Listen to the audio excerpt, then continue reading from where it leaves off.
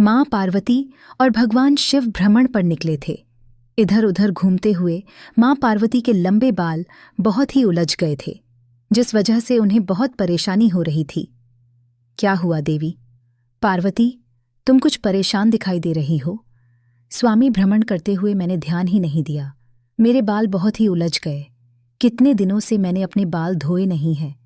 सोच रही हूँ वह सामने जो नदी है उसके तट पर जाकर अपने बालों को धो लूं, ताकि मेरे बालों में से मैल निकल जाए और यह स्वच्छ होकर सुलझ जाए। तो ठीक है, मैं तब तक इस वृक्ष के नीचे थोड़ा विश्राम कर लेता हूँ। तुम वहां नदी के तट पर अपने बालों को धो लो, उसके बाद ही हम आगे की यात्रा करके वापस कैलाश चलेंगे। ठीक है स्वामी, फिर मैं थोड़ी देर में आती हूँ।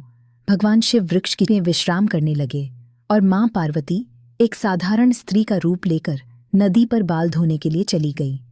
माँ पार्वती नदी पर पहुंची तो सब औरतें उनके लंबे बाल देखने लगीं।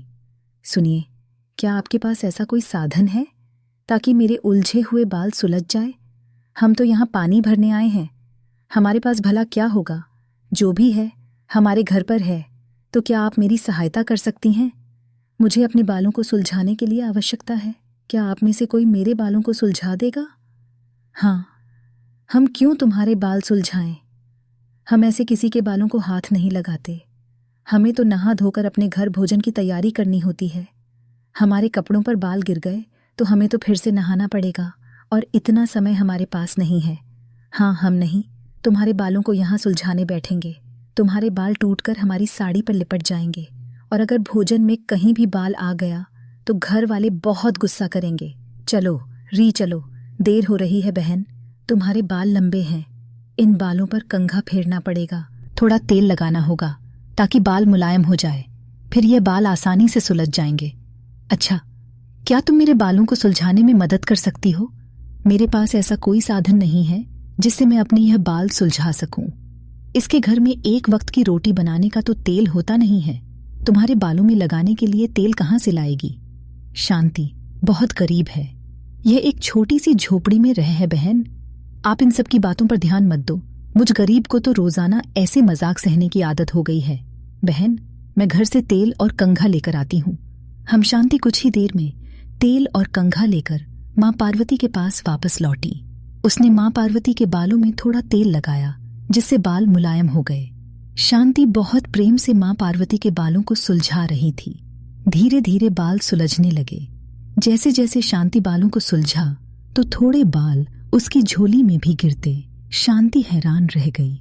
जो बाल उसकी झोली में गिर रहे थे वे सोने के होते जा रहे थे। माँ पार्वती मंद मंद मुस्कुरा रही थी। शांति इस चमत्कार को समझ नहीं पा रही थी। माँ पार्वती के बाल पूरी तरह से सुलझ गए। घने लंबे सुंदर बाल पर वो बाल सोने के क्यों बन गए? इसका भेद शांति को जानना था। अचानक कंघा फेरते हुए शांति को माँ पार्वती के सिर में पूरा ब्रह्मांड दिखाई देता है और माँ पार्वती अपने साक्षात रूप में आ जाती हैं। माँ पार्वती, आप और एक साधारण स्त्री के वेश में। हाँ बेटी, मैं तुम्हारी अपनी माँ पार्वती। तुमने मेरे बालों को कितना अच्छे से सुलझा दिया। तुम बहुत दयालु हो और सबकी मदद करने वाली हो, इसलिए मैं तुम पर बहुत प्रसन्न हूँ। बेटी, जो भी मनुष्य सदैव दूसरों की मदद करते हैं उन पर मैं प्रसन्न होती हूँ और अपनी कृपा करती हूँ। मेरे ये बाल अब सोने में बदल चुके हैं। अब तुम इस सोने को बेचकर अपने जीवन को सुखमय बनाओ। मेरे आशीर्वाद से तुम्हारे घर अब धन संपत्ति का कभी अभाव नहीं होगा। सदा खुश रहो। हे देवी मैया, आपकी सदा ही जय हो।